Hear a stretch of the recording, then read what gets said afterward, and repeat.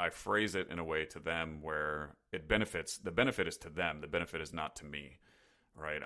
I'm not communicating to them from a perspective of like, hey, give me your money. I'm communicating to them from a perspective of, hey, here's what I can offer you, and through me getting to know them and what it is that they value, I have the ability to make that seem attractive to them.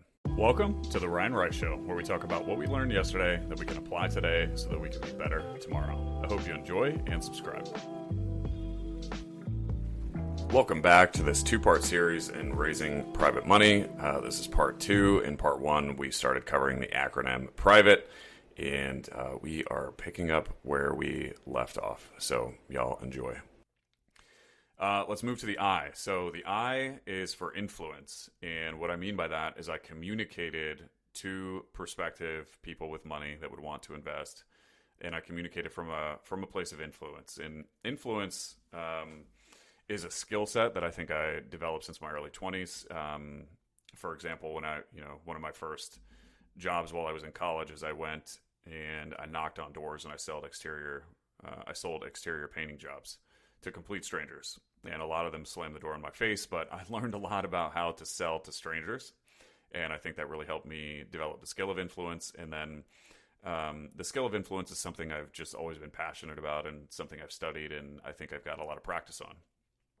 And so what I mean by communicating with influence is, like, for example, I'm a part of a mastermind where there's a lot of money in that mastermind, and some people might be actively getting deals, some people might be struggling to get deals, but some of those people might have money on the sidelines and they're ready to invest. And let's say we have like a Discord community. What not to do, or a way to communicate with zero influence, is to put something on Discord, nobody knows who you are, and say, hey, I have a deal. I need $50,000. Anyone interested? That is probably not going to generate much interest, right? And, I laugh when I say that, and I don't mean to, not throwing shade at anyone, but there's a lot of people that think that, might join a mastermind or might join a group and think that because they have a good deal, like people, so many people out there with money should just, come running to them with the desire to fund their deal. And that's just not how it works, right? You have to have the ability to communicate with influence and be somebody that somebody else wants to be associated with. I truly believe that when you're raising private money, obviously the deal is the fundamental thing that makes it good. But, the second part of that is the person is investing in you. And if you are not somebody that influences them in a good way, or makes them feel comfortable, or makes them feel like you know what you are doing, in other words, you don't have influence over them, they're not going to give you money. And so I think it's really important to learn how to communicate with influence. And if that's not a skill set that you have, you can do things like Robert Cialdini. It has great books. One of them is called Influence. That's probably, in my opinion, one of the better books on sales and influence out there. Never Split the Difference by Chris Voss, who was he was like a terrorist investigator, and he had to negotiate with like the most extreme terrorists that ever existed.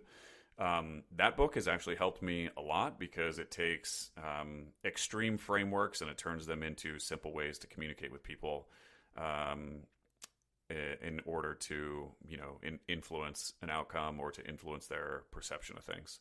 So if that's not a skill set that you've developed yet, not to worry, the more repetitions you put in attempting to influence, the better you're going to get at it. So just keep trying. But I think it's important to make a conscious effort that when you're communicating or when you are raising private money and asking people for their hard-earned cash, you have to do it with a place of influence, and you have to do it from a perspective of nobody owes you anything, right? The person that you're talking to does not owe you a thing. You're not entitled to their money by any means, and you need to put in work to influence and make sure that how you're, presenting the deal to them is a way that's going to be beneficial. And a quick example of this is if I had to raise private money in a way that would not be effective, I would talk to someone and I would say, hey, I really need your $50,000 for this real estate deal. Are you interested? That's probably not going to gain much interest. On the contrary, if I communicate with you and I say, hey, how are you? How are your kids? And I start talking with them and I'm genuinely interested in them, they're going to naturally ask back. And I've been flipping houses. I have this, I actually have a unique system set up to where I can generate some extra passive income for people that have cash on the sidelines. And I pause and I see that they're interested. And then when I have a deal, I go back to them and I say, hey, I got this great opportunity.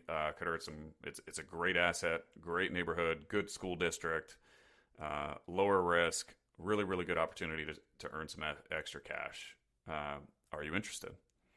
Right. And so I phrase it in a way to them where the benefit is to them. The benefit is not to me.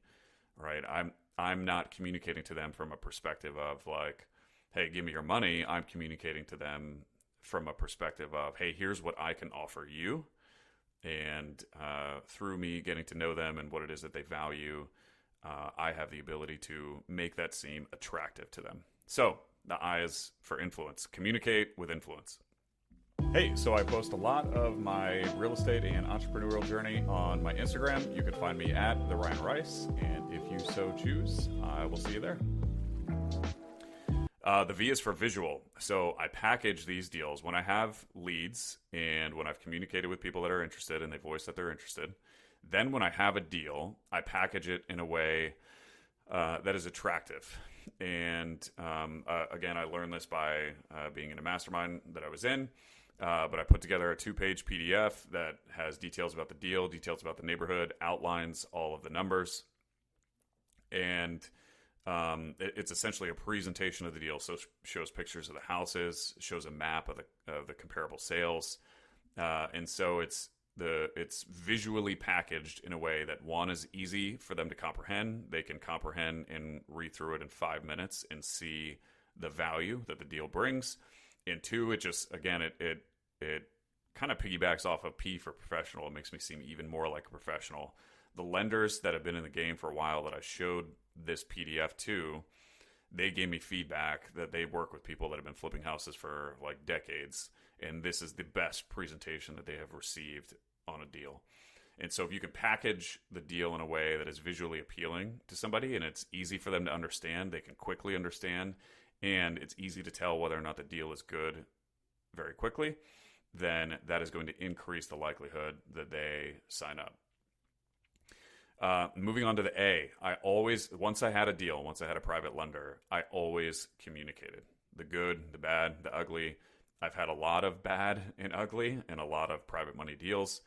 And it's important to communicate all of that stuff. And what I found is that increases the level of trust. And I've had deals that have gone south where I haven't lost my investors' money. But those same investors reinvest with me because they know that regardless of what happens, I'm going to communicate and their investment is going to be protected. And I keep them in the loop and I let them know what's going on. And so always communicate once you get the private money is going to be important in order for you to generate somebody that wants to come back and invest with you again. And so treating your investor like a customer and making sure that experience is a great experience for them, which in what's worked well for me in making sure that it's a good experience for the customer is eliminating uncertainty. Right? If someone's got 50 to 100K in a deal and there's ever uncertainty around, oh my gosh, what's going on with my money? Oh my gosh, what's going on with the deal? Then that is going to decrease the likelihood that they're going to invest again because for people that have extra 50 to 100K on the sidelines, that's a lot of money. That might be a big portion of their savings. And if there is something that like puts a knot in their stomach and makes them uneasy about the deal, that's not going to be an emotion that they want to generate again. So always communicate what's going on. That worked well for me. Good, bad, ugly, everything in between. And don't, have it be a regular cadence as well. So always communicate in terms of what's communicated and always communicate in terms of frequency. as well, because if a certain amount of time goes by and they don't hear from you, that is going to generate that feeling of uncertainty, which again is going to be an uncomfortable feeling. People shy away from discomfort. They're not going to want to put money in an investment again if they're repeatedly feeling discomfort throughout the process. T, and this is an echo of the previous R, release into the universe. This will be quick, but T, tell even more people consistently about what I was doing. And so as I started to get deals, I started to tell even more people, doing that on repeat. I increased my Instagram following, for example. I think I had like 200 or 300 Instagram followers. And over the course of a year or two, I grew that to, it's not big at all. It's actually very, very small, but I grew that to over 2,000. And so I 10x'd it, but I did that by just constantly telling people what I was doing. And as that audience grew, I had more and more people that were interested. And, go to local meetups, and I would tell people what I was doing. I met a lot of investors at local meetups. So tell more people.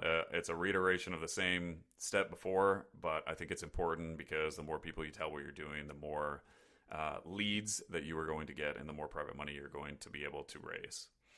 And then lastly, E is for echo. Repeat all of the above over and over and over and over.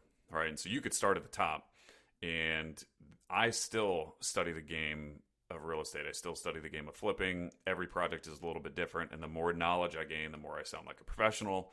The more I sound like a professional, the more I can release into the universe, the better I get at influence, the better I can communicate and raise private money, so on and so forth. And so the E is for echo. And just repeat all of those steps. And those steps and me repeating them constantly are what helped me raise a whole bunch of private money. So, in summary, the steps that I use to raise a whole bunch of private money and that I continue to use in order to do that is the acronym PRIVATE. P was professional, got a lot of knowledge. R, I released everything I was doing into the universe. I told people what I was doing. I studied the art of influence. I honed the skill of influence, and I communicated with influence. V, I visually packaged the deal in a good way. A, I always communicated what was going on, both the what and the frequency, so the when. T, I told even more people about what I was doing. And then E, I echoed all of those steps. So I hope that was helpful. And I hope that helps you raise a whole bunch of private money and go buy a bunch of flips and make a bunch of money using other people's money and helping everyday people make some more cash or make some more cash flow, because who doesn't want that?